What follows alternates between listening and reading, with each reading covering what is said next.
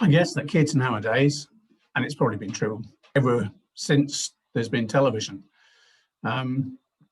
kids nowadays grow up thinking that everyone around knows all about the TV programs that they are particularly into.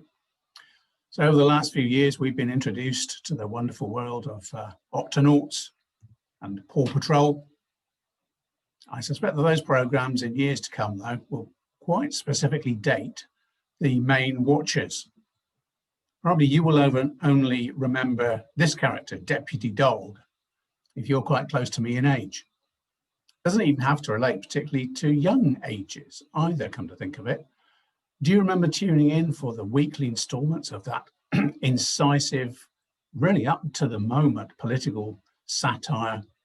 Yes, Minister. 3 series starting in 1980, I think that was. I shared a room at college with a guy who was wired about the 2 series and 12 episodes of 40 Towers. It was later 70s.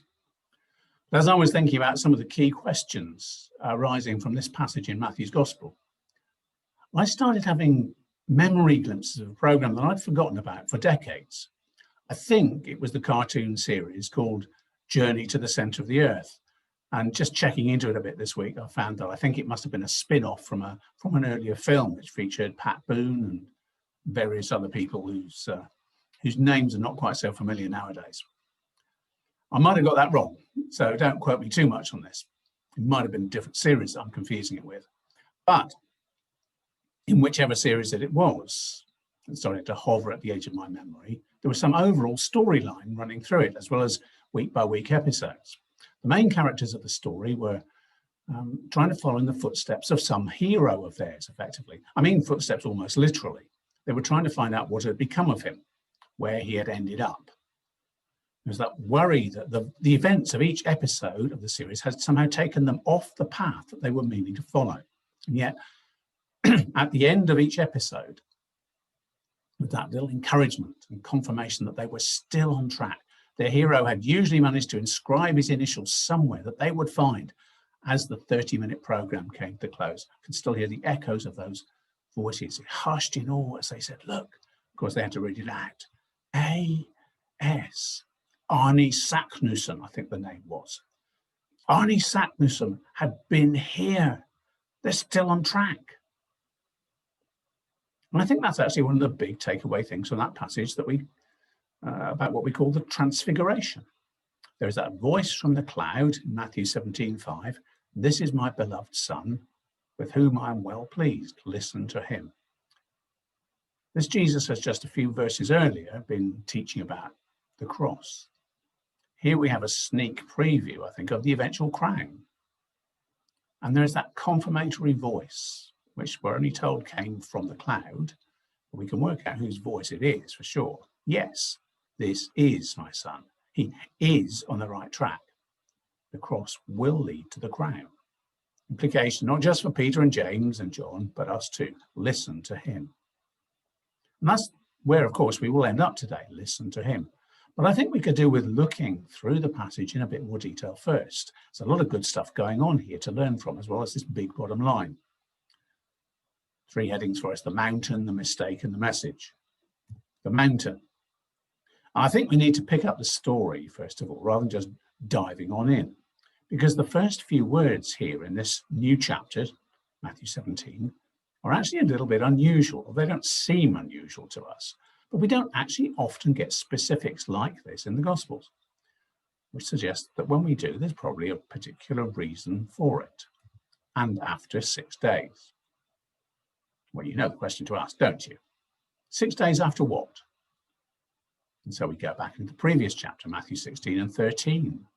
Now, when Jesus came into the district of Caesarea Philippi, he asked his disciples, who do people say that the Son of Man is? There's Peter's statement of dramatic, God-given insight. Simon Peter replied, you are the Christ, the Son of the living God. But Peter very quickly shows that he might have got Jesus' job title right, but he's still way, way off target as regards understanding Jesus' job description. So when Jesus starts to move them on, teaching what the Christ really means, verse 21, from that time Jesus began to show his disciples that he must go to Jerusalem and suffer many things from the elders and chief priests and scribes, and be killed, and on the third day be raised. But that isn't something that fits into Peter's preferred worldview. Christ, for Peter, means conquering and kicking out the Romans, not ending up on the wrong end of the appallingly brutal Roman means of execution. Peter is looking for coronation, not crucifixion. Peter took him aside and began to rebuke him, saying, "Far be it from you, Lord." Ironic, that word Lord, there isn't it, when he's giving Jesus a ticking off. "This shall never happen to you." Then Jesus teaches Peter and the rest of them, insisting that it must be the way of the cross, for him and for his followers too. Verse 24. Then Jesus told his disciples, "If anyone would come after me, let him deny himself and take up his cross and follow me." And yet there is still going to be glory as well, he says. It's not just cross. The glory is not going to be as soon as you might want or expect, Peter, but it is part of the deal. On that far side of the cross, there will be glory. The Son of Man is going to come with his angels in the glory of his Father, and then he will repay each person according to what he has done. And then the previous chapter finishes with a tantalizing little hint. It's not entirely clear what Jesus was meaning, or we certainly can't pin it down to just one thing. Truly, I say to you, there are some standing here who will not taste death till they see the Son of Man coming in his kingdom. Now, when we looked at that last time, we came down to this suggesting that there will be foretastes of that eventual kingdom and glory.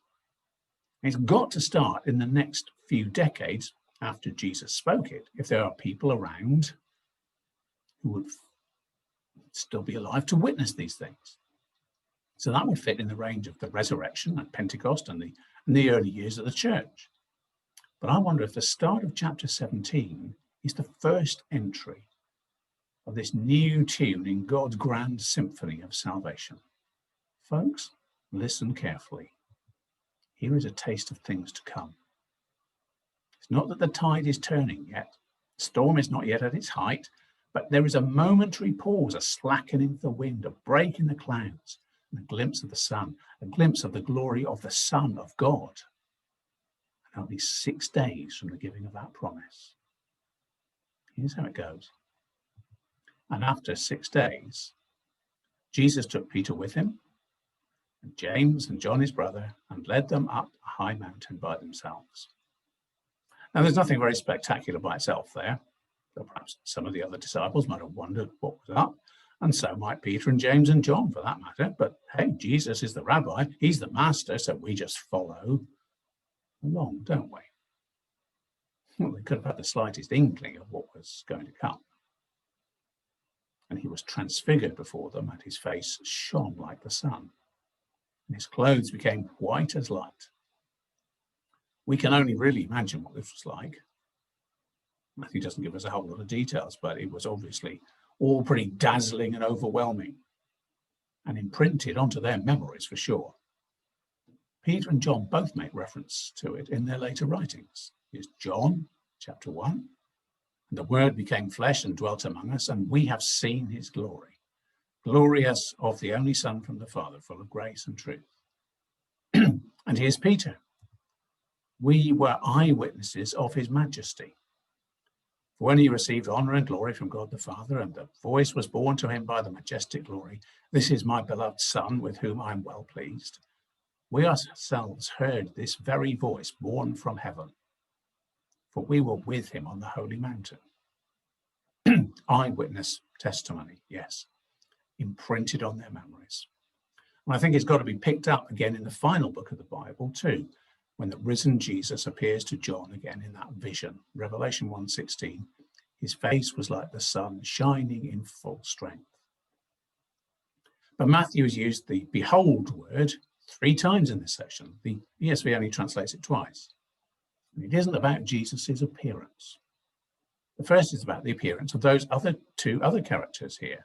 And behold, there appeared to them Moses and Elijah talking with him. We've got an inkling as to what that conversation was about if we read Luke's account. Luke 9:30, and behold, 2 men were talking with him, Moses and Elijah, who appeared in glory and spoke of his departure, which he was about to accomplish at Jerusalem. Now that's an interesting word there, that word departure. It's literally the word Exodus. Remember that the Old Testament book we call Exodus describes the Old Testament's key liberation event, the release of God's people from slavery in Egypt. So what kind of new Exodus is Jesus' death and resurrection going to accomplish, do you think? But why does Matthew throw in that behold at this point? I think it's because Moses and Elijah, you'd probably say, represent the two major divisions of the Old Testament, the law and the prophets. So at the very least, this links Jesus with the whole of the Old Testament message. I think Matthew's already flagged this up. Go back to the introduction almost, Matthew 5:17. Do not think that I have come to abolish the law or the prophets. I've not come to abolish them, but to fulfill them. Fulfilling them by that forthcoming Exodus, I would imagine that means. But there are some specifics about Moses and Elijah too. Their disappearance from this world was rather unusual. I'll leave that to you to check out as homework. And Elijah was specifically told was due some kind of reappearance before something significant. Malachi 4:5, nearly the last word of the Old Testament. Behold, I will send you Elijah the prophet before the great and awesome day of the Lord comes. The rabbis were specifying that this would be before Messiah arrives. And I think that's the background to that last chunk of today's passage. Won't have time to cover. But there was something about Moses too, or something about someone like Moses back in Deuteronomy. The Lord your God will raise up for you a prophet like me from among you, from your brothers. It is to him you shall listen. So Matthew's behold, I reckon, that in effect exclamation mark in the middle of the sentence, is that the presence of these two guys points to this Jesus being the precise fulfillment of those Old Testament promises. He is the prophet like Moses, and he is the one preceded by Elijah. So behold, indeed. So what do you make of that? Hopefully not what Peter did. You've got to feel sorry for Peter though, haven't you? At times. He has this uncanny knack of saying precisely the wrong thing, and he certainly does so here. And Peter said to Jesus, Lord, it is good that we are here. If you wish, I will make 3 tents here, one for you and one for Moses and one for Elijah. Actually, I say the mistake. I think there's at least 2 here. First, I reckon, it's what you might call just trying to prolong the moment. And it's all very understandable. This is such a stupendous sight. I would imagine it would have felt like the high point of Peter's life so far. He's participated in curing thousands of sick people, and that was spectacular enough. But this electrifying vision of something like the real Jesus standing right before him. His eyes must have popped out of his head. His jaw must have dropped. But right next to that transfigured Jesus, there are those 2 men that everyone knew from their Bibles, hundreds of years long gone, and his eyes must have popped out even further, and his jaw. Goodness, can you drop it again? Folks, there may well be or have been moments in your life that you just wished would have gone on and never end. But it can't happen. By all means, savor that moment and take plenty of pictures. The things in this life are of a season, and seasons change. And wisdom is to go with the flow that God appointed for us nowadays, even if that means at times rolling with the punches that come our way too. For everything there is a season, and a time for every matter under heaven, a time to be born and a time to die, a time to plant and a time to pluck up what is planted, a time to converse with Moses and Elijah, and a time to descend the mountain and start walking again towards that Exodus, but also looking ahead, a time for the cross, but then finally shattering the rhythms of this world, and eternity for the crown. But I don't really see this as Peter's major mistake here. It all seems very nice and polite and deferential, but there's actually something glaringly wrong in his suggestion of 3 tents, one for you, one for Moses, and one for Elijah. You might well have an interesting debate, though it's probably pretty pointless, about which of Moses or Elijah were the greater. But the problem is not that Peter equates them with each other, but equates them both with Jesus. 3 tenths, 3 equal tenths by the looks of it. Of course, Peter is on a learning curve here. He's having to move on from seeing Jesus as merely a teacher, merely an amazing teacher, and a worker of miracles. But what does that make him? A prophet, maybe? And then that word that God himself suddenly inscribes upon Peter's thinking, that Jesus is the Christ, which is, well, just what is that, really, in the big scheme of things? He's up there maybe with Moses and Elijah. So when Peter sees Jesus and Moses and Elijah, he leaps to a wrong conclusion. His estimation of Jesus has risen, I would have thought, has risen a whole lot, but not enough, even then. As the following message, given all very graciously, it seems to me, makes totally clear. The correction could have been made a whole lot more fiercely. You could imagine the cloud darkening and rumbles of thunder starting, the ground starting to shake. But there's none of that. Probably quite enough to be more than a little bit scary. There are 2 beholds in this next verse, and I've added the hidden one into the ESV for you. He was still speaking when, behold, a bright cloud overshadowed them, and behold, a voice from the cloud said, "This is my beloved Son, with whom I am well pleased. Listen to him." There are several points I want to make here. And the first is very general, just about how we may sometimes relate to one another. Peter's actually made quite a serious theological error here. But just see how he isn't corrected. I don't mean that he isn't corrected at all, but I'm talking about how he is corrected. In fact, we are left to infer his error. We have to work the negative from the positive that was said. So what about when you or I slip up in our thinking, or even worse, we blurt out that faulty thinking? How are we to react at times like that? A few years ago, I remember a friend over at Truro, Stanley Jebb, former minister, saying how important it was to have Bible studies in which you discuss, because that's the way you find out what crazy notions are going around in the minds of the people. Things will slip out, but what happens when things slip out that are not theologically correct? First, there's the question of whether it actually needs to be specifically pointed out at all. Do you need to make a statement of, hey, that's wrong? Can you perhaps, in the initial stages particularly, just respond by stating truth more clearly, correcting only by implication? In fact, do we sometimes step in where we even might not need to at all? Remember Paul's line on at least some matters in Philippians 3. Let those of us who are mature think this way, and if in anything you think otherwise, God will reveal that also to you. Sort of saying, isn't it? That, well, that's not really my problem, it's God's. God will sort it in time. But I think I'd say that if it is about something as serious as precisely who Jesus is, yes, it does need bringing into line with the truth of the scriptures. It's just a question of how best to do that in a way that is still gracious. And what an example we have here in Matthew's Gospel. It's all amazingly economical. Peter's misunderstanding is clearly addressed, and Jesus' mission is incontrovertibly affirmed in just 3 phrases. This is my beloved Son, with whom I am well pleased. Listen to him. The first 2 of those phrases take us back to Jesus' baptism, 14 chapters and a couple of years earlier. Notice how similar the words are. And when Jesus was baptized, behold, a voice from heaven said, "This is my beloved Son, with whom I am well pleased."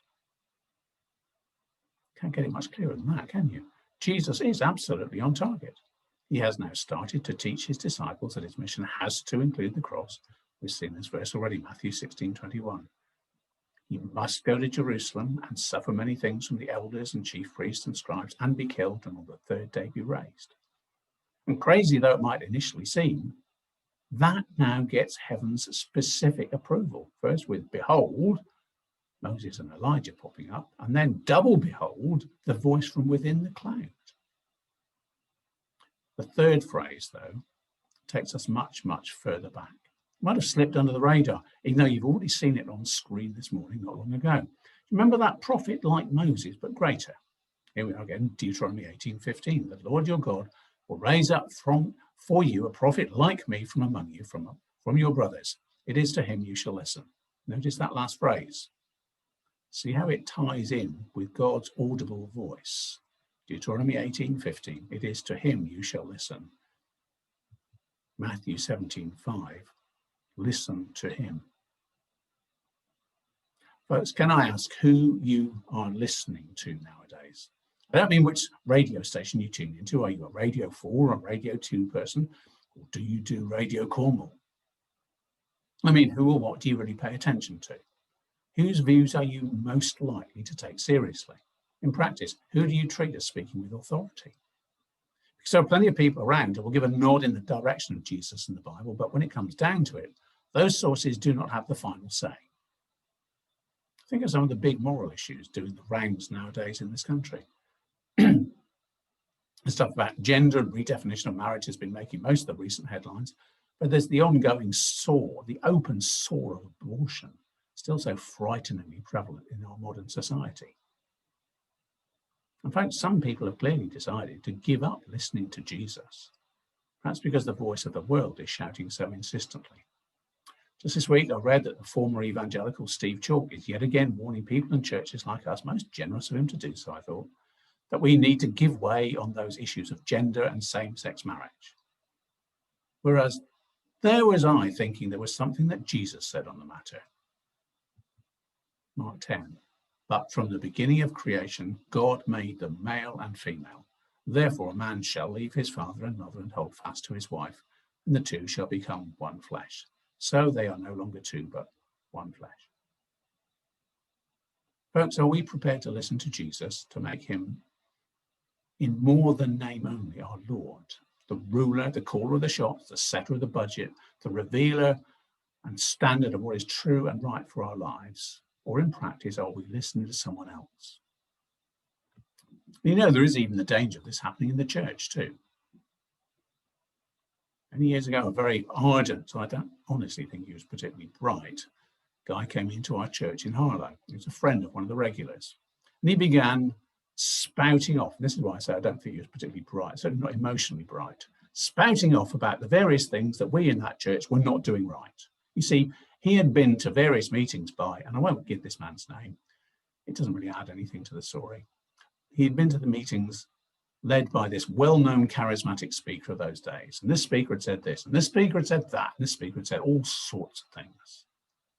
And I wonder whether that person visiting our church had crossed out in practice the word him from his Bible in Matthew 17:5. Listen to him, such that they read in practice, listen to this other person. We can do it so easily. Our talks and our reasonings can point to so many other people other than Jesus. Spurgeon said, Calvin said, John Piper says, Hendrickson says.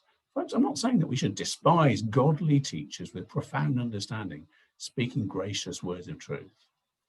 But if we start to build tents on the mountaintop for Jesus and the other two, the other heroes, when it comes down to it, in practice, if we ask someone for their perception of whose teachings are the real drivers in our lives, would they say that we listen to him, with for once a capital H, or we listen to him, or him, or him, or him, or even her?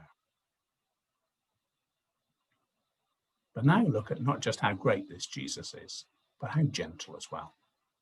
The cloud did not spit thunderbolts at Peter, though he and his friends clearly got the message that what they said was well out of order, what Peter said was well out of order. And so we find the three disciples on their faces, not in worship, but in full-on, undiluted terror. And when the disciples heard this, they fell on their faces and were terrified. And now just look how Jesus raises them graciously to their feet again. But Jesus came and touched them, saying, "Rise and have no fear."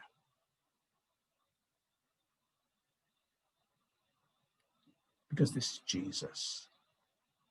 John who was there and whom Jesus raised to his feet, who wrote later, And the Word became flesh and dwelt among us, and we've seen his glory. Glories of the only Son from the Father, full of grace and truth. Do you need to remember that wonderful little word rather more often? Grace.